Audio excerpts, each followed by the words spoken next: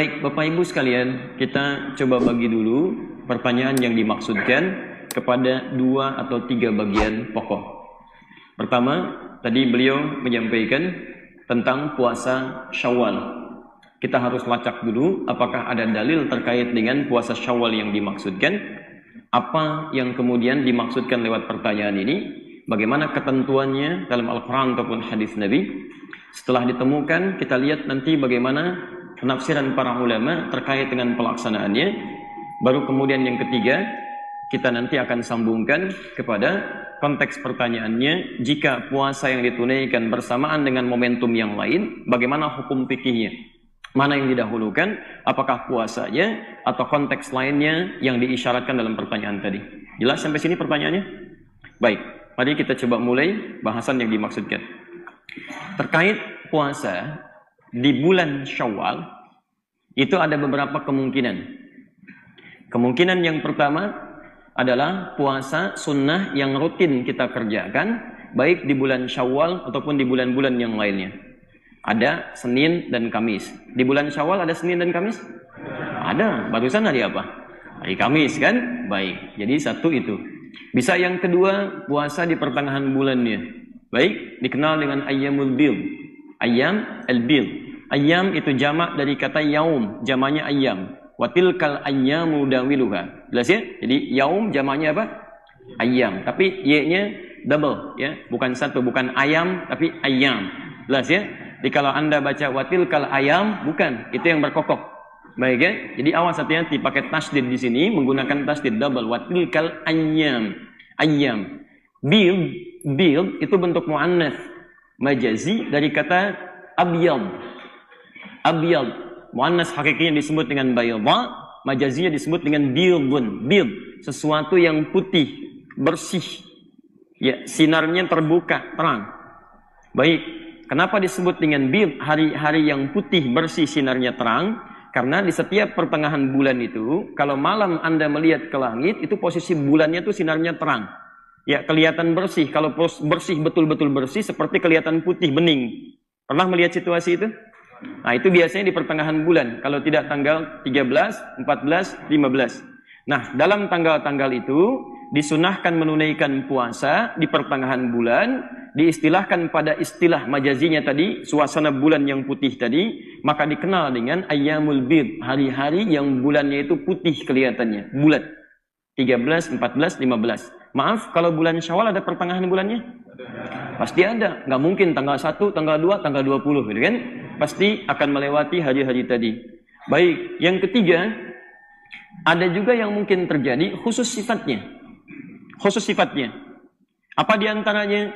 Seperti yang disampaikan oleh Nabi SAW dalam hadis riwayat Muslim, nomor hadis 1164.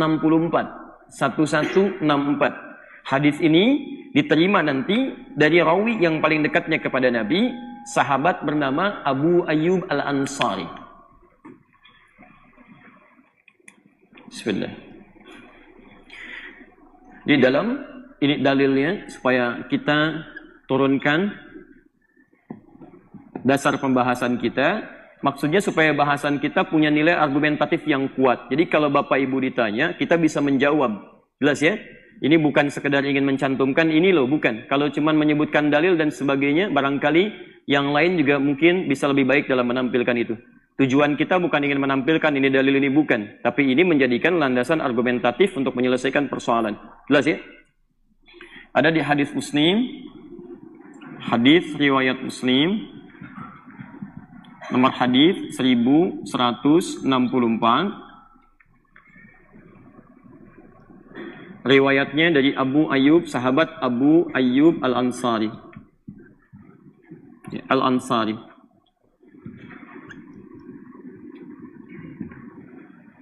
Kalau sudah ada redaksi Al-Ansari, Al-Ansari, ya berarti dari kalangan Ansar. Kalau sudah ada istilah dari kalangan Ansar, sudah, ini pasti orang Madinah. Mutlak, dari kota Nabi, dari Madinah Al-Munawwarah. Untuk membedakan dengan istilah sahabat-sahabat yang datang dari Mekah ke Madinah, disebut dengan muhajirin. Dia ada muhajirin, ada ansar. Kalau muhajirin itu orang Mekah yang hijrah ke Madinah, tapi kalau ansar itu orang Madinah, yang menyambut orang-orang Mekah ketika mereka hijrah ke Madinah. Paham sampai sini? Ini kalau dengar istilah Al-Ansari berarti orang mana? Madinah. Baik. Jadi kalau ada Masjid Al-Ansar, masjidnya di mana? Bukan di BSK tuh. Ada. Baik, nggak usah ngarang. Lihat sini, turunkan. Fokus. Nah, jadi ini rawinya. Saya sebentar sebelum masuk ke sini membacakan hadisnya. Ayo coba nanti kita telusuri dulu pelan-pelan. Ini sahabat mulia, termasuk sahabat senior, juga termasuk yang paling sepuh, yang usianya panjang. Yang usianya panjang, ya. Lahirnya 576 Masehi kurang lebih. Wafatnya 764 Masehi. Cukup panjang usianya. Ini hidup hampir di 5 zaman. Zaman Nabi SAW, Abu Bakar, kemudian Umar bin Khattab. Kalau saya sebutkan zaman, mesti zaman kekhalifahan setelah Nabi SAW. Termasuk di zaman Uthman bin Affan radhiyallahu taala anhu, kemudian zaman Ali bin Abi Thalib karramallahu wajhah, sampai ke Muawiyah bin Abi Sufyan. Wafatnya sahabat ini syahid ketika berusaha mengikuti jihad kaum muslimin dalam membuka Fathu, ya, Madinah atau kota Konstantinopel saat memerangi atau berperang dengan Romawi pada saat itu. Bukan memerangi, tapi berperang dengan Romawi. Kalau memerangi, berinisiatif untuk memerangi mereka. Berbeda. Jelas ya? Baik, jadi ini syahidnya di Konstantinopel, di Turki sekarang, yang makamnya ada di Istanbul sekarang. Ya, Abu Ayyub Al-Ansari. Saya ingin tunjukkan begini. Ini beliau ini sudah sepuh. Ya, rumahnya langsung dipilih melalui tuntunan kepada Nabi SAW untuk bisa ditinggali oleh Nabi SAW. Anda bisa bayangkan, sahabat yang sudah demikian sepuh, mau mewakafkan rumahnya, berjuang bersama Nabi, bahkan di puncak usianya masih mau berjihad. Sahabat Nabi, dekat dengan Nabi, khidmatnya kepada Nabi luar biasa, bahkan dengan istrinya masih melayani Nabi, kebutuhan-kebutuhan Nabi, di rumah yang beliau wakafkan untuk Nabi tinggal, kemudian masih mampu untuk menegakkan Islam, sambil berjihad, sambil belajar, plus masih bisa mendapatkan ilmu dari Nabi. Bisa kebayang nggak? Sahabat Nabi, dekat dengan Nabi, mewakafkan rumahnya untuk Nabi, istrinya pun membantu kehidupan beliau untuk berkhidmat kepada Islam, dalam kesibukannya masih belajar dari Nabi sampai mendapatkan hadis dari Nabi, plus di ujung usianya masih ikutan berjihad sampai syahid. Ya, Anda bisa bayangkan. Dalam keadaan demikian masih semangat untuk belajar dan hadisnya sampai kepada kita sekarang. Nah, sekarang kita bandingkan dengan kita sekarang ini. Coba antum cek. Ya, antum yang selama ini membanggakan dengan hartanya, kedudukannya. Coba cek, jangan-jangan selevel Abu Ayyub Al-Ansari saja belum bisa kita saingi. Ya, antum yang merasakan banyak titipan hartanya, berapa banyak sudah digunakan untuk nilai-nilai kebaikan dalam kehidupan. Coba cek. Yang kedua, kalau antum sudah bisa menyayangi ini dengan berwakaf, dengan bersedekah dan sebagainya, coba cek. Apakah hidup kita sudah digunakan untuk mendapatkan yang bermanfaat? Seberapa sibuk antum sampai sering sibuknya mengabaikan kita untuk belajar tentang tuntunan agama? Dalam sepekan berapa kali kita bisa belajar? Berapa hadis yang bisa dihafalkan? Dan jangan dulu bangga kalau bisa menyayangi ini, karena beliau wafat dalam keadaan syahid. Dalam sepuhnya masih mau berkhidmat dalam kebaikan. Kita ada di mana? Dan kadang-kadang cita-cita kita lebih daripada ini. Pengennya firdaus tanpa hisab, gitu kan? Nah, di mana amalan kita? Paham sampai sini? Nah, yang ingin saya sampaikan, kenapa saya kalau mencoba menyampaikan hadis, membuka rawinya dulu. Untuk membuka kepada kita sebuah pencerahan dan menginspirasi kita untuk mau berubah. Masa sahabat Nabi yang sangat demikian terbatasnya, jangankan Quran, hadis masih mau dihafal. Coba kalau 571, Nabi lahir, ini 576, berarti sepuh siapa? Abu Ayyub Al-Ansari, 5 tahun usianya, lebih sepuh dibandingkan dengan Nabi kan? Ya, ketika wahyu turun, usia Nabi berapa? Halo? 40 tahun. Wahyu diturunkan, Nabi diangkat menjadi Nabi dan Rasul, usia Nabi 40 tahun kan? 40 tahun, Iqra turun, diangkat jadi Rasul. Sekarang wahyu seluruhnya turun, periodenya berapa tahun? Kurang lebih 23 tahun. 22 tahun, 2 bulan, 23 hari. Oke? Jadi kalau 40 tambah 22 saja misalnya, berapa? 62 tahun. 62 tambah 5 berapa? 67 tahun. Berarti beliau ini pun termasuk menghafalkan Qur'annya, menghafalkan hadisnya di atas usia 50 tahun atau bahkan 60 tahun. Usia 60 tahun masih mau menghafal Quran. Usia 60 tahun masih mau menghafal hadis. Kita ada di mana? Ini bukan alasan kalau antum sudah sedemikian usia 50 tahun, 60 tahun, terus punya alasan saya sudah sepuh. Sulit untuk menghafal Quran. Apa yang sulit? Rata-rata sahabat Nabi justru menghafal Quran di atas 50 tahun. Ini bukan alasan. Nenek 82 tahun bisa hafal Quran dalam 2 tahun. Dia nggak bisa baca, nggak bisa nulis. Antum baru 28 tahun. Ya masa belum ada semangat untuk sekedar membacanya? Antum butuh berapa tahun lagi? Apa harus jadi seorang nenek sampai kemudian antum bisa hafal Quran? Ya, atau harus jadi kakek sampai baru mau baca Al-Quran? Sampai kapan? Ini poinnya. Jadi ini yang saya maksudkan. Jangan mencari celah alasan untuk menghindari satu amal baik yang bisa kita kerjakan. Kalau Allah sudah mudahkan, kenapa antum persulit? Kadang-kadang yang susah itu bukan prosesnya, yang susah antumnya. Coba lihat, bukankah menghafal Quran itu dimudahkan oleh Al-Quran? Allah sudah memberikan statement 4 kali. Saya selalu tanyakan ini, kalau Allah memberikan pernyataan sekali saja, kita yakin tidak? Yakin, kaidahnya kan nggak boleh ragu. Quran itu dibuka dengan kalimat jangan ragu. Kalau Anda ragu, Anda nggak akan dapat manfaatnya. Demi Allah saya katakan, setiap keterangan Quran, kalau Anda ingin dapatkan manfaatnya, Anda mesti yakin. Lihat Quran surah kedua, ayat kedua, Al-Baqarah ayat 2. Dzalikal kitabula, ini kaidahnya, la raiba fi. Jangan Anda ragukan. Jadi kalau Anda ragu, Anda nggak akan dapat. Anda harus yakin. Sekarang kalau Allah berikan pernyataan sekali, wajarnya kita yakin. Wajarnya. Sekarang 4 kali coba Allah tegaskan. Quran surah 54, Al-Qamar itu, ayat 17, ayat 22, ayat 32, ayat 40. Ditegaskan lagi 4 kali. Walaqad yassarnal Qur'ana lidzikri. Kami telah mudahkan Al-Quran untuk diingat, dihafalkan. Saking mudahnya kami tunjukkan. Anak 3 tahun hafal Quran. Anak 4 tahun buta hafal Quran. Nenek 82 tahun gak bisa baca, gak bisa nulis, hafal Quran. Terus antum mau cari alasan apa lagi? Antum sehat, fisiknya kuat, mata kuat, segalanya ada, perangkat bagus. Apalagi alasannya? Fahal min muddakir, adakah di antara Anda yang sama-sama mau menghafalkannya?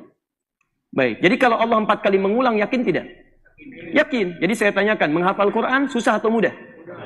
Kalau mudah, kenapa sampai malam ini belum hafal? Kalau susah, di mana susahnya? Itu poinnya. Dan uniknya, kemudahannya digunakan dengan kalimat alif lam, lidzikri. Alif lam itu menunjuk pada proses. Tapi ketika meminta kita, dirubah alif lamnya jadi mim. Mim, muddakir, mu'i. U'i itu menunjuk pada orang. Aslama, aslama, masuk Islam. Orangnya muslim, mu'i. Ya iman, itu keyakinannya. Orangnya mu'i, mu'min. Ihsan, itu sikap baiknya. Orangnya muhsin. Muddakir, itu menunjuk pada orangnya. Allah mudahkan prosesnya, kadang-kadang yang susah orangnya. Apa diantaranya? Terlalu memvonis diri bahwa saya sudah terlambat, saya sudah ketinggalan. Cek sahabat Nabi, rata-rata justru usianya di atas 50 tahun, yang sahabat seniornya. Lihat sampai sini? Dipulang dari sini, ayo teman-teman, lihat. Apa mau sampai menghadap Allah nggak ada ayat Quran yang kita hafalkan? Kalau cuma Al-Fatihah, yang lain juga bisa. Mulai dari sekarang, sekalipun cuma 1 ayat. Alhamdulillah. Begitu pulang, alif, lam, mim, 1 ayat, meninggal misalnya kan. Alhamdulillah, daripada nggak sama sekali. Ayo mulai. Ya, kan nggak susah itu. Jelas ya? Jadi ini tolong jadikan inspirasi untuk kita semua. Sahabat Abu Ayyub Al-Ansari yang punya titipan dari Allah, cek titipannya. Kalau tenaga, maksimalkan untuk ibadah. Seperti beliau memaksimalkannya. Kalau Anda punya titipan ilmu, share dengan yang lain. Seperti sahabat yang lain pernah mencontohkan itu. Dari Nabi SAW. Kalau punya titipan kedudukan, gunakan. Dan banyak sahabat Nabi oleh langsung Allah Subhanahu Wa Taala diamanahi kedudukan untuk jadi contoh buat kita seterusnya.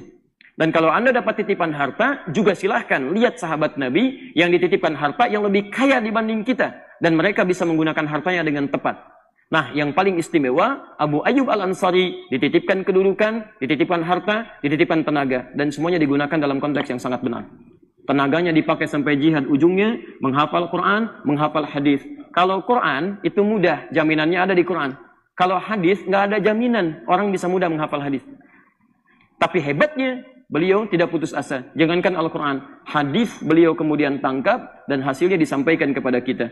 Kemudian dirangkum dalam kitab Sahih Muslim oleh Imam Muslim, posisi hadis nomor 1164. Setiap kita bahas, beliau dapat pahalanya. Kalau Abu Ayyub sudah melakukan, kita kapan? Jelas ya? Jadi antum nanti selesai kajian, lihat kira-kira titipan Allah kepada kita itu apa saja. Paham ya? Alhamdulillah. Saya bacakan hadisnya. Man shama Ramadhan, siapa yang telah menunaikan puasa Ramadan. Lihat kalimatnya, shama fi'il madhi. Madhi bentuknya past tense, berarti telah. Ini menunjukkan bahwa ibadah yang nanti kita akan sebutkan itu berlangsung setelah selesai Ramadan. Bukan sebelum Ramadan, bukan saat Ramadan. Paham sampai sini? Man shoma Ramadhana. Siapa yang telah menunaikan puasa Ramadan, thumma atba'ahu sittan min Syawal. Thumma ini kemudian saya garis bawahi, lihat nanti saya tunjukkan cara menafsirkannya. Atba'ahu, saya tulis dulu sebentar ya. Sittan min Syawal.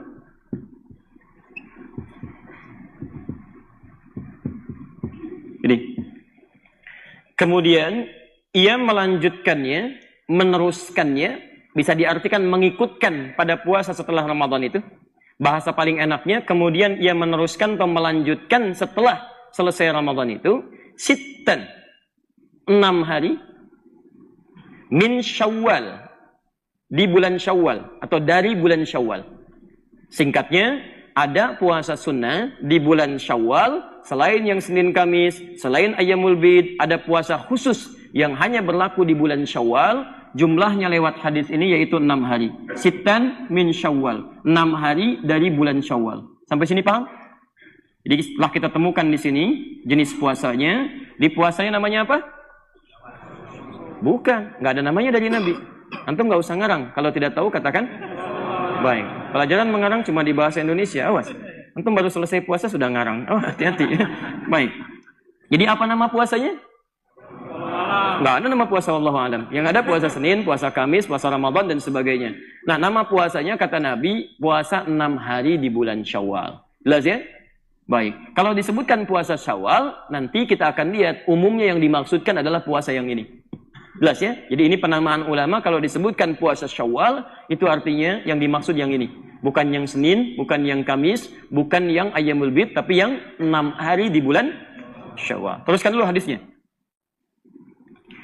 Kana yasumud dahra kullahu. Ada redaksi ka'annama yasumud dahra, ada kata ka'annama, ada kata kana. Kana yasumu ad-dahra. Ya. Kullahu. Saya berikan kurung karena ada redaksi menggunakan sampai sini, ada redaksi menggunakan kata ini sebagai taukid. Maka siapa yang bisa mengerjakan ini, sudah puasa Ramadan, tambah 6 hari di bulan Syawal, maka dia seakan telah berpuasa sepanjang tahun, selama setahun penuh. Masya Allah. Jadi dinilai oleh Nabi SAW lewat hadis ini, puasa 6 hari di bulan Syawal yang disambungkan setelah puasa bulan Ramadan, itu nilainya gabungan ini seperti halnya puasa selama setahun. Paham sampai sini? Baik, kalau sudah paham tentang hadisnya, saya jelaskan sekarang tentang maknanya. Saya simpulkan dulu. Jadi kalau disebutkan puasa Syawal seperti pertanyaan tadi, ingin menunaikan puasa Syawal, maka yang dimaksud yang ini. Jelas ya? Bukan puasa yang lainnya. Paham sampai sini? Nah, sekarang kalau sudah memahaminya, mari kita coba urutkan dulu ya sebelum sampai pada inti pembahasan dan pertanyaan tadi. Yuk kita lihat. Yang ini sudah dipahami dengan baik? Boleh saya hapus? Alhamdulillah. Baru hari pertama ya, tenang aja. Seperti saya pertama kali ngajarin antum, datang, terangkan, tulis, hapus sendiri ini. Masya Allah, luar biasa. Biasanya posisinya sebelah sini nih, ada yang suka ngapusin ya. Baik. Hari ini kembali ke fitrah. Sudah, antum tenang aja, saya simpan sini. Yuk kita bahas dulu ini. Setelah paham isinya, setiap kalimatnya, baru kemudian kita simpulkan dengan pertanyaan tadi. Teman-teman fokus sini. Pertama, man. Saya sering terangkan huruf ini, maknanya. Ismun mausulun yadullu alal amiyah. Huruf sambung menunjuk pada objek tanpa batas. Jadi Nabi menyampaikan man siapapun, terjemahkan siapapun. Selama dia orang beriman, muslim, muslimah. Kalau ada kata man, ini berarti mencakup keseluruhannya. Bisa laki-laki, bisa perempuan, besar, kecil, sepanjang dia baligh, tua, muda, dan sebagainya. Di puasa ini tidak dikhususkan bagi kalangan tertentu, tapi terbuka bagi setiap insan beriman yang sudah baligh. Paham? Baik. Man, siapapun, sama Ramadan, yang telah melewati masa Ramadan, menunaikan puasa Ramadan, lihat, telah puasa Ramadan, thumma atba'ahu sittan min Syawal. Kemudian setelah itu dia ikutkan puasa ini, awas hati-hati, Ramadan ini dengan menunaikan puasa 6 hari di bulan Syawal. Yang paling menarik, ketika menyebutkan puasa 6 hari itu, Nabi pertama menyebutkan kata thumma di sini, thumma. Nabi tidak menyebutkan fa, tidak menyebutkan waw. Ingat, kalau Nabi menyebutkan fa begini, fa, man shoma ramadhana fa'atba'hu, maka artinya itu langsung nggak ada jeda. Setelah selesai Ramadan, besoknya langsung puasa. Artinya apa yang terjadi? Artinya tanggal 1 Syawal itu sudah puasa. Jelas? Baik, fokus sampai sini. Kalau menggunakan waw, maka di sini ada jeda. Tapi jedanya terbatas, tidak panjang. Mungkin 1 hari, 2 hari pasca Ramadan, ya jadi silahkan tunaikan. Hari pertama tidak puasa, hari kedua tidak puasa, jeda ketiga baru puasa. Itu kalau menggunakan waw. Jelas? Tapi kalau menggunakan thumma, itu artinya jeda panjang yang memberikan kemudahan. Ilustrasinya begini. Dhahaba Ahmad ila Jami' al-Ihsan. Fa Ali. Ahmad pergi ke Masjid Al-Ihsan, lalu Ali pakai fa. Ahmad masuk, Ali masuk. Pakai waw, Ahmad masuk, Ali jeda sebentar, masuk. Tapi kalau pakai thumma, Ali santai aja. Begitu Ahmad masuk silahkan. Mau jeda silahkan, mau agak panjang silahkan. Itu thumma namanya. Paham? Jadi jedanya agak panjang. Perhatikan, yang ingin saya sampaikan adalah Nabi itu kalau menggunakan kata, memilih kata, diksinya itu pasti fasih sesuai dengan konteksnya. Pasti itu. Dan Nabi sendiri mengatakan, ana afsahul Arab, saya orang Arab yang paling fasih. Dan orang Arab fasih itu mustahil memilih diksi kata yang tidak sesuai dengan konteks. Misal, saya berdiri begini. Terus Anda orang Arab meminta saya duduk. Anda katakan apa? Nah, itu bukan orang Arab. Kalau saya berdiri disuruh duduk, Anda bilang ijlis, Anda bukan orang Arab. Dan betul. Anda bukan orang Arab, dan betul. Jelas? Halo? Kalau salah itu wajar. Kalau orang Arab, dia fasih, dia akan mengatakan bukan ijlis, uqud. Uqud. Tafadhal uqud. Karena duduk itu ada 2 dalam bahasa Arab. Ada qa'ada yaqudu, ada jalasa yajlisu, ijlis. Baik, apa bedanya? Kalau qa'ada yaqudu, itu artinya berpindah dari posisi tinggi ke posisi rendah. Jadi kalau saya sedang berdiri begini, posisi tinggi diminta duduk posisi rendah, maka kalimatnya menggunakan kata qa'ada, tafadhal uqud, atau masdarnya qu'ud, qu'udan. Makanya di Quran, orang yang nggak bisa sholatnya berdiri begini, dia diminta duduk. Ya, qiyaman wa qu'udan, nggak ada qiyaman wa julusan. Quran surah keempat ayat 103. Fa'idha qadaytumus shalah, jika telah selesai salat, fadhkurullaha, silakan berzikir kepada Allah. Qiyaman, Anda berdiri, enggak bisa berdiri, wa qu'udan, duduk. Quran surah ketiga Ali Imran ayat 190. Alladzina yadhkurunallaha qiyaman wa qu'udan. Dia tidak bisa berdiri, dia duduk. Tapi kalau Anda duduk di bawah, ingin saya mintakan pindah ke tempat tinggi, pindah posisi, itu menggunakan jalasa. Jalasa yajlisu, ijlis. Tempatnya disebut majlis. Kenapa tempat Anda belajar disebut dengan majlis ilmu? Jamaknya majalis. Quran surah 58 ayat ke-11. Lihat, ya ayyuhalladzina amanu idza qila lakum tafassahu fil majalis. Majalis jamaknya majlis. Majlis dari kata jalasa. Kenapa tempatnya disebut majlis? Karena tempat ilmu yang baik itu adalah yang bisa mengangkat posisi Anda dengan lebih baik lagi. Dia harus ada yang mengangkat.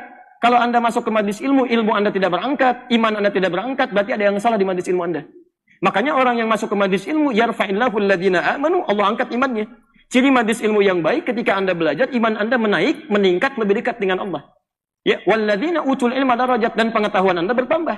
Kalau Anda masuk ke majlis ilmu, cuman ketawa aja, cuman nangis gak ada isinya, kemudian Anda pulang, ilmu gak ada, iman gak menguat, itu bukan majlis ilmu namanya. Paham sampai sini? Itu bedanya antara jalasa dengan qa'ada. Nah, sekarang kalau kita kembalikan ke sini, teman-teman sekalian, lebih fokus lagi. Lihat, ada fa, ada waw, ada thumma. Nabi menggunakan yang ini, afsahul Arab. Orang Arab yang paling fasih. Masya Allah, ini menunjukkan jeda penunaiannya, itu diberikan kelonggaran oleh Nabi SAW dari sejak awal Syawal sampai dengan akhirnya. Silahkan. Tapi menariknya, ketika tidak menggunakan waw, artinya jeda itu tidak dimulai langsung di hari pertama. Makanya tafsir Nabi di hadis yang lain, itu tidak dibenarkan puasa di hari pertama di bulan Syawal, dan hukumnya haram. Karena pada saat itu kita diminta untuk berbuka dan menunaikan salat di situ. Jadi hari pertama di bulan Syawal tidak ada puasa, tapi bisa dimulai dari hari kedua, hari ketiga, sampai dengan hari ke-30-nya. Jelas di sini? Di penggunaan kata thumma, menunjukkan ada jeda yang cukup panjang, Bisa kita pilih sesuai dengan kenyamanannya. Baik.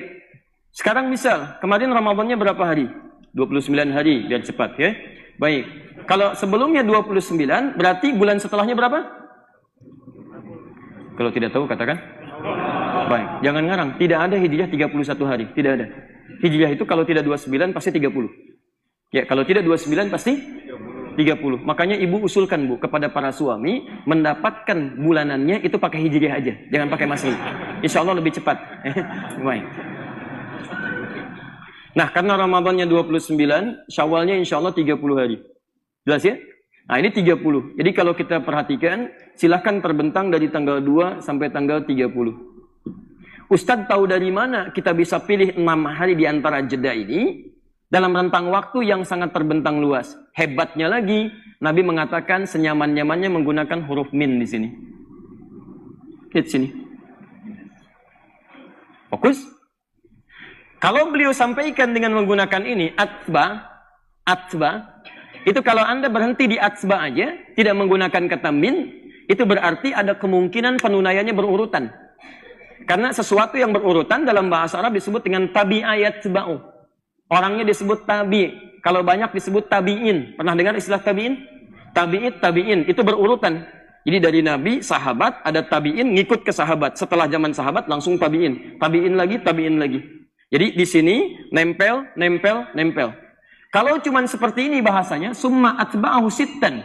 Misal, menggunakan fi, misal fi Syawal, maka puasanya besar kemungkinan isyaratnya harus berurutan. Walaupun Anda memilih misalnya di tanggal 7, kan? Anda pilih tanggal 15 tapi kerjakan berurutan. 15, 16, 17, 18 sampai 6 hari dihitung. Jelas?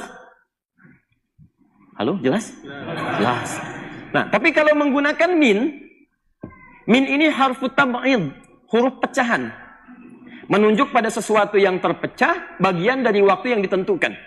Makanya orang Arab dalam kaidah bahasa Arab menyebut min ketika bergabung dengan waktu, itu disebut dengan harfu tab'idin, huruf yang menunjuk pada bagian-bagian tertentu yang tidak harus saling bersambung satu dengan yang lainnya. Masya Allah. Ketika menggunakan thumma pakai kata tabi'ah, ada tafsiran diartikan bisa berurutan, runtut. Tapi ketika ditambah dengan min, maka maknanya bisa berubah. Kondisi yang nyaman, terpecah, tidak harus selalu berurutan. Tidak harus runtut. Maka lihat, cuma 2 huruf saja. Nabi mengatakan, silahkan Anda puasa 6 hari di bulan Syawal, senyamannya dari tanggal 2 sampai tanggal 30, yang mau runtut, silahkan. Yang tidak bisa berurutan, mangga, silahkan. Ada huruf min di sini. Jelas? Jadi penunaian puasa di bulan Syawal berdasar isyarat lughawiyah, petunjuk dari bahasa Nabi, itu bisa ditunaikan yang penting 6 hari, mau berurutan silahkan, mau tidak ada masalah. Yang penting berapa hari? Nah, jelas sampai sini? Alhamdulillah. Jadi yang berurutan benar, yang tidak berurutan benar, yang salah? Oh, belum tentu, karena hukumnya sunnah. Anda jangan ngarang hukum sendiri. Awas, hukum puasa ini sunnah. Sunnah itu dikerjakan berpahala. Kalau ada yang nggak mampu, berarti tidak ada masalah. Dia tidak bersalah. Nabi aja tidak menganggap bersalah. Kenapa Anda menghukum salah? Anda siapa sebetulnya? Ya, awas, jangan ngarang sekali lagi. Kalau tidak tahu katakan. Nah, itu baik. Luar biasa hari ini. Baru hari pertama sudah memvonis salah. Awas. Baik. Jadi yang berurutan benar, yang tidak berurutan benar, yang salah. Oh, tidak ada yang salah. Sudah berubah. Pemirsa sudah berubah sekarang ya. Baik. Yuk kita kembalikan. Fokus. Jadi kita sudah temukan bahwa kalau disebutkan puasa Syawal, maka yang dimaksud adalah puasa berapa? 6 hari. 6 hari ini dilakukan di tanggal berapa? 2. Alternatifnya bisa sampai dengan akhir Syawal, tanggal 30, 29 atau 30, bergantung jumlah harinya. Baik, boleh nggak dikerjakan berurutan? Boleh. Kalau tidak sanggup berurutan? Boleh apa? Tidak berurutan, ya. Boleh tidak berurutan, teruntut dikerjakan. Ini poinnya. Ini persamaannya. Paham sampai sini? Baik. Nah, sekarang kita teruskan dulu. Kita teruskan. Bapak dan Ibu sekalian, sekarang persoalannya teruskan bagian kedua. Kalau saya bisa mengerjakan ini, alhamdulillah selesai 6 hari. Perhatikan, Masya Allah anugerahnya kata Nabi, ini spesial. Anda bisa tunaikan puasa Ramadan plus 6 hari ini, lihat ujungnya. Apa yang diberikan? Kata Nabi, kana yasumud dahra kullahu. Orang-orang ini yang bisa menyelesaikan ini, Allahu Akbar. Dia memperoleh anugerah seperti orang yang puasa selama setahun, sepanjang tahun. Masya Allah. Dari mana kita bisa dapatkan tahunnya sepanjang tahun itu? Ini persamaannya, lihat sini. Kita kembalikan rumusnya. Al-Bukhari, Kitabus Siyam, nomor hadis yang pertama. Di Kitabus Siyam, hadisnya Qudsi. Lihat persamaannya. Wal hasanatu bi asyri amthaliha. Setiap orang mengerjakan satu kebaikan, maka dia berpeluang mendapatkan pahala minimal 10 kali lipat. Rumus Qur'annya di Al-An'am. Man ja'a bil hasanati falahu asyru amthaliha. Siapa yang mendatangkan satu kebaikan, maka rumusnya berapa? Minimal 10. Jadi setiap ada satu kebaikan, berapa penilaian minimalnya? 10. Selalu minimal. 10. Ini 10 itu paling minimal. Satu kebaikan lawan 10. Kecuali Al-Quran. Kalau Al-Quran bukan satu ayat, satu hurufnya. Tapi 10 juga. Hadis riwayat At-Tirmidzi, nomor hadis 2910. Man qara'a harfan min kitabillah. Siapa yang baca satu huruf dari kitabullah, falahu asyru hasadat. Dia dapat padanan 10 kebaikan. Jadi kalau amalan lain tuntas dikerjakan poinnya 10 minimal. Kalau Al-Quran bukan tuntas ya, tapi setiap hurufnya. Maka rugi kalau sehari Anda nggak baca Quran. Itu rugi. Anda kehilangan pahala. Anda kehilangan pahala banyak di situ. Jelas?